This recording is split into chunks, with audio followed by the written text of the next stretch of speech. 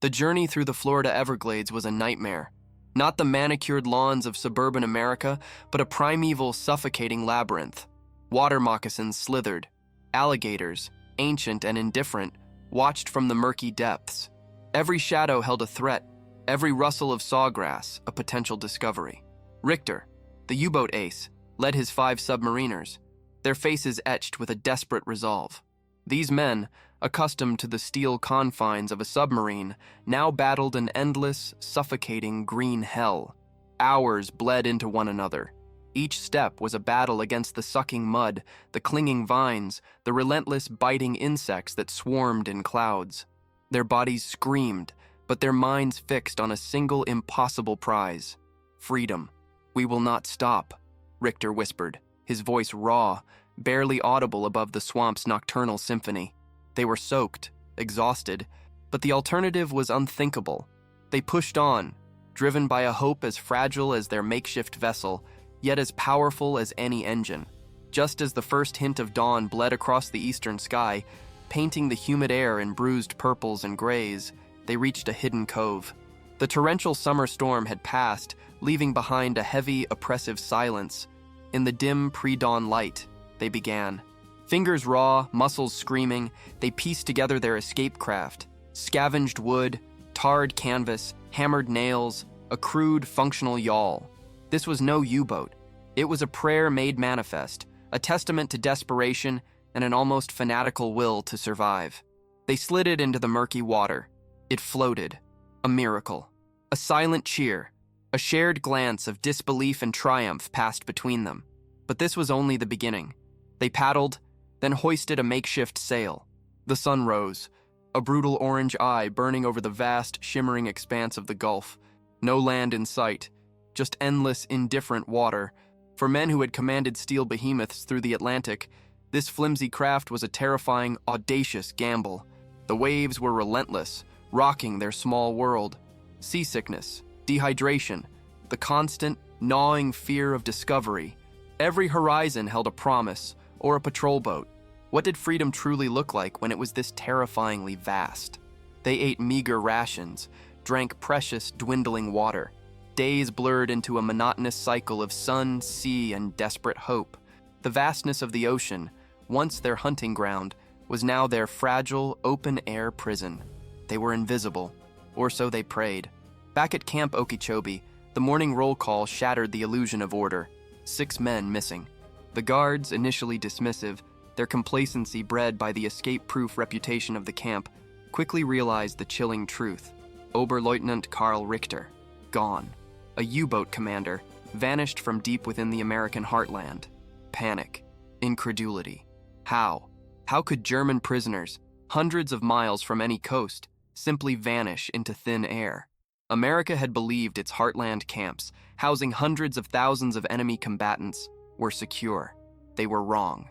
The news reached Washington like a jolt of electricity, sparking a national security nightmare. The optics were disastrous. Enemy combatants, loose on American soil. What if they were spies? Saboteurs? The questions alone were enough to ignite a frantic, nationwide hunt. The full might of the American military, now turned inward, sprang into action. Coast Guard cutters, Navy patrol planes, local law enforcement, a sprawling dragnet. Every port, every bay, every tiny inlet along the Gulf Coast became a potential target. Search parties scoured the Everglades, but the swamp had swallowed their trail without a trace. The boat. Where was the boat? No one could fathom their audacious, almost insane plan.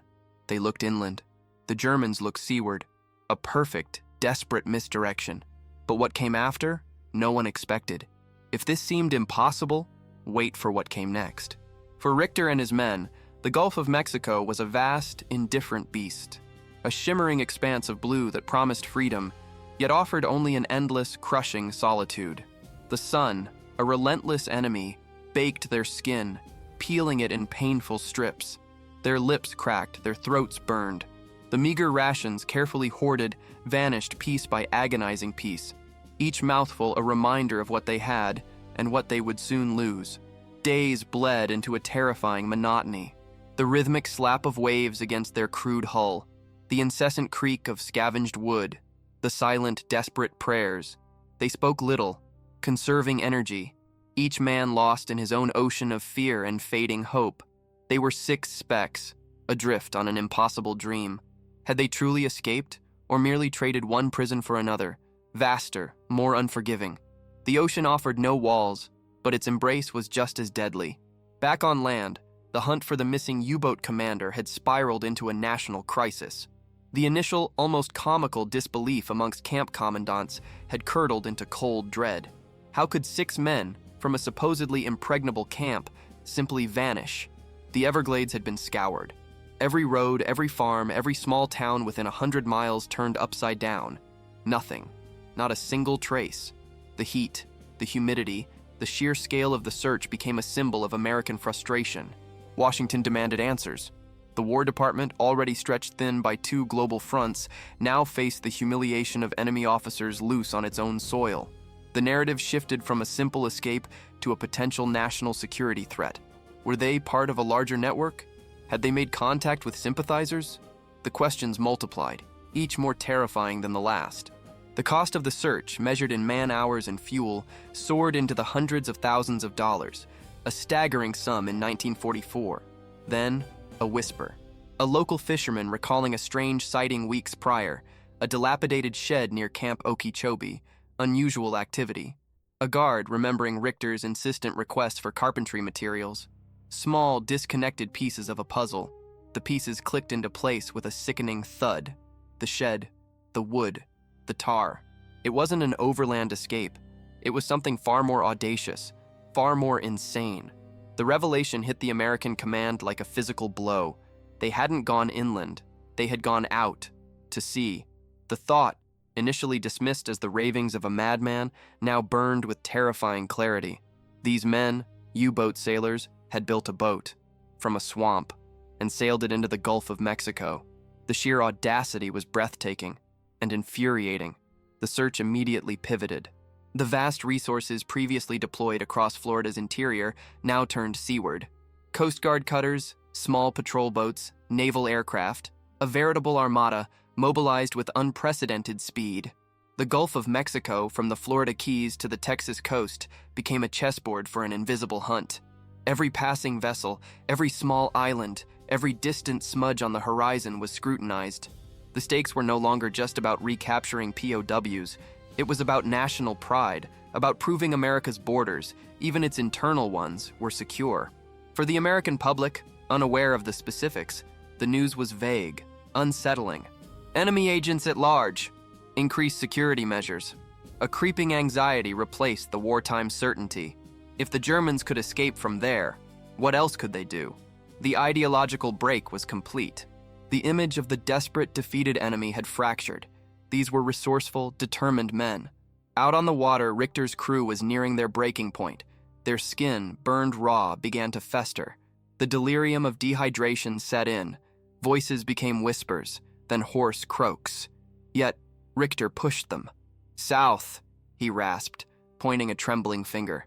"Always south." They clung to the fantasy of neutral waters, of a new life. But the sea offered no guarantees, only endless blue. One morning, as the sun climbed, a glint, a distant metallic flash on the horizon. Hope, sharp and sudden, pierced the haze of their suffering. A ship? Rescue? Or was it the very thing they had sailed into hell to avoid? The fragile yawl, dwarfed by the immensity of the ocean, now faced its ultimate test. What they saw next would change everything, forcing them to confront the terrifying truth of their impossible journey. The hunt was closing in. The metallic flash grew. It resolved into a distinct shape. Not a friendly merchant vessel, not the distant, imagined shores of South America. It was a Coast Guard cutter, sleek, fast, bristling with intent. Then another, and another. A small armada, converging on their tiny, desperate craft. 6 specks of defiance, surrounded by an overwhelming force. Richter watched, his face devoid of emotion, a mask of grim acceptance. His men, starved and sun-blistered, could only stare. The dream, so vivid, so impossibly close, evaporated into the humid sea air. The cutter's engines roared, closing the distance. A loudspeaker crackled, distorted by the wind, but the message was clear. Surrender. There was no fight left. no escape. The ocean, their hoped-for liberator, had become their ultimate betrayer. They dropped their makeshift sail. Their paddles, symbols of their defiant will, splashed uselessly into the waves. The American sailors, armed and stern, boarded their crude yawl. The contrast was stark, the robust, steel-hulled cutter against their flimsy craft, held together by hope and tar. One of the American officers, a young lieutenant, stared at the boat, then at Richter. "You built this?" he asked, his voice a mix of disbelief and grudging respect. Richter simply nodded, his gaze unwavering. There was no triumph in the American's eyes, only a profound bewilderment. They had found them. But how? The capture was swift, almost anticlimactic. Handcuffs clicked. The taste of defeat, bitter and metallic, filled their mouths. They were given water, real food, but it felt like ash. The shame, a burning tide, threatened to drown them more effectively than any storm. They had risked everything, endured hell for this cold, hard return to captivity. But what came after, no one expected. Back in Washington, the news of Richter's capture ignited a frenzy of relief and rage. Relief that the enemy agents were no longer at large.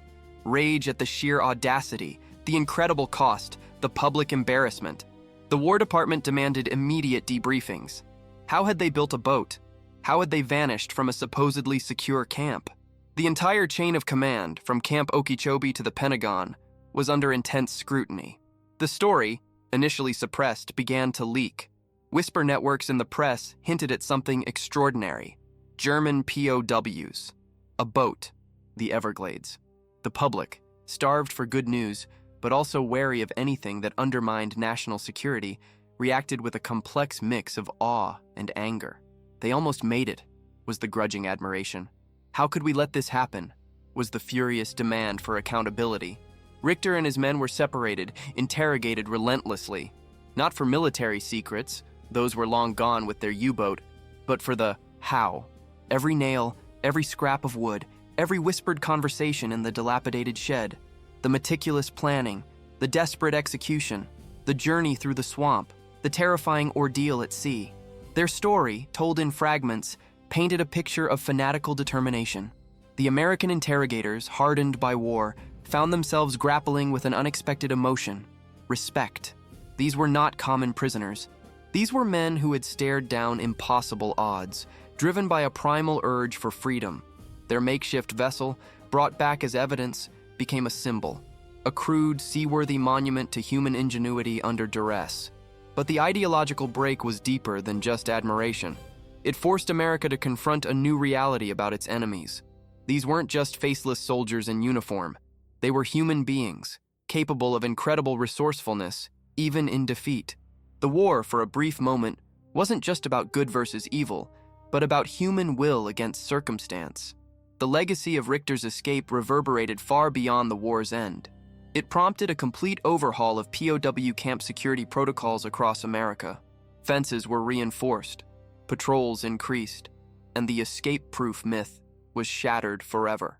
The escape became a cautionary tale, a whispered legend among guards and prisoners alike. It was a reminder that even in captivity, the human spirit, when pushed to its limits, could achieve the impossible. For Richter, his audacious gamble ended not in South America, but in a different, more secure POW camp. Yet, he carried a quiet pride. He had tested the limits. He had pushed against the bars of his prison, not just with his hands, but with his mind, with his will. He had, for a fleeting moment, been truly free. What happened next was a different kind of battle. The battle for the truth, for the narrative. A battle fought not with guns, but with words, with memories, with the stark, undeniable evidence of a boat built from scraps, sailed across an ocean. And the implications of that truth were more profound than anyone could have imagined. If this seemed impossible, wait for what came next. The crude yawl, a patchwork of desperation and genius, became Exhibit A. Not in a courtroom, but in the hushed, frantic war rooms of Washington. Engineers, naval architects, intelligence officers, they descended upon the salvaged craft, dissecting every plank, every seam, every nail. This wasn't just a boat, it was a testament, a blueprint of defiance. How could these men, imprisoned under constant watch, build this? The questions echoed through the corridors of power. The wood, identified as pine and cypress, salvaged from camp carpentry projects. The tar, from roofing repairs. The canvas from old tents, painstakingly waterproofed. Every component, a quiet act of subversion, hidden in plain sight. This wasn't a spontaneous break. It was a siege, meticulously planned, executed with surgical precision over months. The implications were staggering. If 6 U-boat men could orchestrate such an escape, what about the other hundreds of thousands? America housed over 400,000 German POWs by 1944, a vast, simmering population of potential Richters. The escape-proof camps, once a source of quiet confidence, now seemed like ticking time bombs. The trust placed in the vastness of the American interior, in the very geography of the nation, had been betrayed by human will. This wasn't just about 6 prisoners. It was about the integrity of the entire American wartime security apparatus. The War Department, already battling on 2 global fronts, now faced an internal enemy of a different kind, the ghost of a national security breach. A congressional inquiry loomed. Heads would roll. The cost of this single escape, in manpower, resources, and shattered confidence, was immeasurable. But beyond the logistics and the politics, there was a deeper truth, a raw human element that defied simple categorization. Richter and his men weren't just soldiers, they were survivors. Their actions, born of desperation, spoke to an unyielding human spirit. To look at their flimsy craft, to trace the journey through the alligator-infested Everglades, then across the unforgiving Gulf, it evoked a reluctant awe, a chilling respect for the adversary. They were fanatics, yes, driven by a loyalty to a regime America fought to destroy. Yet, they were also men, clinging to a vision of freedom, however distorted. This binary contrast, enemy versus human, challenged the prevailing narrative of the war. It forced a moment of uncomfortable introspection. What would we do in their shoes? The interrogations continued, relentless, focused now not just on the how, but the why. What fueled this impossible dream? Richter, stoic, often silent, eventually spoke. Not of glory, not of the Reich, but of the sea, of the ocean as his home, his only true escape, of the indignity of landlocked captivity. His words, translated, carried a strange, almost poetic resonance. A U-boat commander returned to the sea, even if on a crude yawl, was a man reclaiming his soul. His crew, simpler men, spoke of loyalty to Richter, of a shared desperation, of the sheer impossibility that became their singular purpose. They had believed in him, believed in the dream, and for a time, against all odds, that belief had carried them across an ocean. The American public, still largely shielded from the full, embarrassing details, sensed a shift. The vague reports of enemy agents were replaced by whispers of an unprecedented incident. The government, eager to control the narrative, spun it as a triumph of American vigilance. Dangerous enemy elements apprehended, but the underlying anxiety persisted. The image of the invincible American homeland had been subtly, irrevocably fractured. The legacy of Camp Okeechobee and Richter's impossible boat became a secret lesson. A stark reminder that the human will, when ignited by desperation and ingenuity, could surmount barriers deemed impregnable. That even in the heart of America, the war was not just fought with bullets and bombs, but with wits, with courage, and with an almost insane belief in the impossible. But the full story of Richter's capture, and the profound questions it raised, had only just begun to surface. What happened next would expose even deeper currents beneath the surface of wartime America. If this seemed like the end of the escape, it was merely the beginning of its true impact. The truth, however, refused to stay buried. Not entirely. The official narrative, carefully crafted by Washington, spoke of vigilant American forces thwarting a desperate, ill-conceived escape. Dangerous elements contained. But the reality, whispered in barracks and dimly lit intelligence offices, painted a far more unsettling picture. The sheer audacity, the terrifying ingenuity. This wasn't just an escape. It was a profound failure of imagination. America had believed its geography was its shield, 2 vast oceans, an impenetrable interior. But Richter and his men had turned the very heart of the nation into a launch pad. The Everglades, once a symbol of wild, untamed beauty, now represented a terrifying vulnerability. If a handful of German submariners could vanish into that swamp, build a boat, and sail into the Gulf, what else could slip through the cracks? The question gnawed at the nation's sense of security. It sparked a wave of internal paranoia. The War Department wrestled with a crisis of confidence. The initial cost of the hunt, already astronomical, paled in comparison to the psychological toll. Every POW camp in America, from California to Maine, came under renewed, frantic scrutiny. Were there other Richters? Other secret shipyards? The orders were unequivocal. Tighten security. Double patrols. Eliminate all non-essential carpentry. Every scrap of wood, every piece of canvas was suddenly viewed with suspicion. This wasn't just about preventing escapes. It was about managing fear. The public, already burdened by the anxieties of global war, couldn't handle the full truth. Imagine the headline: German U-boat commander escapes Florida POW camp, sails into Gulf of Mexico on homemade boat. It would have shattered morale, fueled panic, and given the enemy an immeasurable propaganda victory. So, the truth was sanitized, spun, and ultimately buried beneath layers of patriotic reassurance. Yet the story, fragmented and distorted, persisted. A guard at Camp Okeechobee, haunted by the memory of Richter's unwavering gaze. A Coast Guard sailor who had seen the crude yawl up close, a testament to impossible will. They carried the secret, a quiet testament to the human spirit's capacity for defiance. These were not just enemy soldiers, they were men who had pushed the boundaries of what was thought possible. The binary contrast was stark. The official line, defeated, desperate enemies. The unspoken reality, resourceful, fanatical, incredibly dangerous men. This forced a reevaluation, a deeper, more uncomfortable look at the nature of the adversary. It wasn't just about bombs and bullets. It was about will, about belief, about an almost insane dedication to a cause, even when that cause was crumbling. Richter, back in a new maximum security camp, became a legend among the other prisoners. A whisper of hope, a defiant roar against the bars. He had done the impossible. He had touched freedom, however fleetingly. His capture was a defeat, yes, but his journey was a triumph of spirit.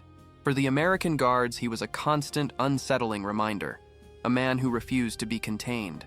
A problem that wasn't truly solved by recapture, but merely postponed. The interrogations continued, delving deeper. They wanted to understand the mind behind the escape, the psychology of such unyielding determination. Richter, often silent, sometimes spoke of the sea as a calling, a place where rules of land didn't apply. His U-boat sunk, his freedom gone. The boat, then, was not just an escape vehicle. It was a reclaiming of identity, a desperate act of self-preservation, not just physical, but spiritual. His words, painstakingly translated, revealed a man driven by more than just loyalty to a regime. He was driven by an elemental connection to the ocean, a primal urge to return to his element. This added another layer of complexity to the narrative, challenging the simplistic portrayal of enemy. He was a man, a sailor, yearning for the sea. The American intelligence community began to study the incident not just as an escape, but as a case study in human motivation. What makes a man risk everything? What ignites such a spark of ingenuity in the face of impossible odds? The answers were unsettling, forcing them to confront the shared humanity, even with those they were fighting. The legacy wasn't just about reinforced fences, it was about a shift in perspective, a grudging, often unspoken respect for the enemy's resourcefulness. It was a chilling lesson learned in the heart of wartime America. The human will, when forged in desperation, could carve a path through any perceived barrier. And the true scale of that lesson, the full impact on America's psyche, had only just begun to unfold. If this seemed like the end of the escape, it was merely the beginning of its true impact. The true scale of that lesson, the full impact on America's psyche, had only just begun to unfold.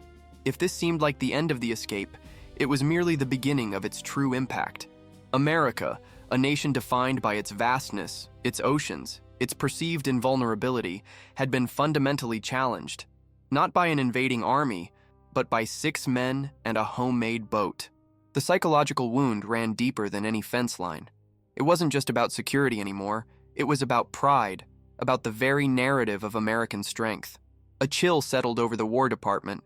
If the enemy could achieve this with scraps and sheer will, what other unforeseen threats lurked beneath the surface of their wartime confidence? The official story, meticulously crafted, became a testament to denial, a narrative of swift, decisive action, enemy agents apprehended. But the reality, the truth that gnawed at the edges of the official reports, was far more complex. It was a story of a nation stunned, caught off guard, forced to confront the limits of its own imagination. How could they explain that hundreds of thousands of dollars, countless man-hours, had been spent chasing ghosts while the real threat was sailing quietly into the Gulf of Mexico? The public, shielded from the full, embarrassing details, still sensed the tremor. News reports, vague yet unsettling, hinted at a new kind of threat. Not the distant, roaring thunder of European battlefields, but a quiet, insidious challenge from within. The image of the enemy shifted. No longer just a faceless mass, but individuals capable of breathtaking audacity. This wasn't just a military problem, it was a crisis of perception. For the soldiers and officers directly involved, the experience was transformative. The young lieutenant who boarded Richter's yawl, staring at the crude craftsmanship, carried that image for the rest of his life. The camp commandant, whose career was nearly ruined, understood a new, terrifying truth. Human will, when desperate enough, could shatter any illusion of control. These were not just German prisoners. They were men who had redefined the impossible. The interrogations of Richter and his crew continued, evolving from a search for operational details to a psychological deep dive. The American intelligence officers, initially focused on facts, found themselves wrestling with profound questions of motivation. What ignites such a spark? What drives men to endure such suffering for a dream so audacious? Richter, in his quiet defiance, became a reluctant teacher. His answers, often cryptic, spoke of a primal connection to the sea, a rejection of landlocked captivity. His escape wasn't just about Germany, it was about him. It was about reclaiming his identity as a U-boat commander, even if his vessel was now made of scavenged wood and tar. His crew, simpler men, echoed his sentiments, but with a raw human desperation. They spoke of loyalty, yes, but also of the sheer animalistic drive to be free. The hope, however slim, had been a physical force pushing them through the swamp, across the waves. Their testimony painted a picture not of ideological zealots, but of men pushed to their absolute limits, who found a superhuman strength in the face of impossible odds. This forced a profound ideological break within the American wartime psyche. The simple binary of good versus evil, us versus them, began to fray at the edges. How could one reconcile the brutal enemy with the undeniable courage, the sheer ingenuity of these men? The war, for a moment, transcended propaganda. It became a stark confrontation with the complex, often unsettling nature of shared humanity. The crude yawl itself, carefully preserved as evidence, became a silent, powerful artifact. It was studied, photographed, documented, not just as a piece of engineering, but as a symbol of what the human spirit could achieve when cornered. It was a physical manifestation of an impossible dream, a constant, unsettling reminder of the enemy's unexpected depths. The legacy of Richter's escape, though largely concealed from the public, permeated the highest echelons of American security. It fundamentally reshaped the approach to prisoner management, transforming camps from passive holding facilities into fortresses. But more importantly, it injected a new, cautious respect into the way America viewed its adversaries. The enemy was not just a force to be defeated, it was a complex entity capable of astonishing feats of will and cunning. This was the quiet, internal revolution sparked by Camp Okeechobee, a realization that the true battle wasn't always fought on distant shores, but sometimes in the hidden corners of the American heartland, and within the very minds of its leaders. The ripple effects of this single, audacious escape would continue to shape policy and perception long after the war ended. But the story of Richter's impossible journey and the questions it raised about freedom, captivity, and the human spirit had an even deeper, more personal layer waiting to be uncovered. If this seemed like the final chapter of their capture, it was merely the prelude to an enduring mystery that still resonates today. The fate of Oberleutnant Karl Richter and his 5 submariners, after their audacious recapture, became shrouded in official secrecy. Transferred to a maximum security facility in Crossville, Tennessee, far from any ocean, their names vanished from public discourse. They were no longer a national security crisis, but a problem to be contained, a symbol to be buried. But could such a defiant act truly be erased? Could the spirit that built a boat from scraps be extinguished by concrete walls? The camp at Crossville was designed to break men. Yet, whispers of Richter's exploits spread like wildfire among the other high-value prisoners. He became a legend, a ghost of defiance, a man who had dared to challenge the impossible. For Richter himself, the silence was perhaps the harshest punishment. The sea, his only true home, now an unreachable memory. His boat, his desperate reclaiming of identity, was gone. What became of that crude yawl, that patchwork of pine and cypress, tar and canvas? After its meticulous examination, it was quietly dismantled. Its components, once symbols of ingenuity, were likely incinerated, erased from existence. A physical manifestation of an embarrassing truth, too potent to remain. But the blueprint of defiance, the idea of it, could not be burned. The men served out their war years in various camps under constant watchful eyes. They were repatriated to a Germany ravaged by war, a nation shattered, its ideological fervor extinguished. What did they carry with them? The memory of the Everglades swamp? The vast, indifferent Gulf? The fleeting taste of freedom, snatched away? Or the silent, undeniable knowledge that they had achieved the impossible, if only for a few desperate days? The true mystery wasn't just how they built the boat, but what it cost them, and what it gave them. It was a story of profound psychological transformation.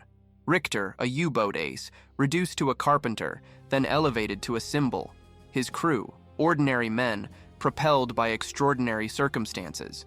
Their journey wasn't just physical, it was an internal odyssey, a testament to the unyielding human will. Decades passed. The war faded into history books.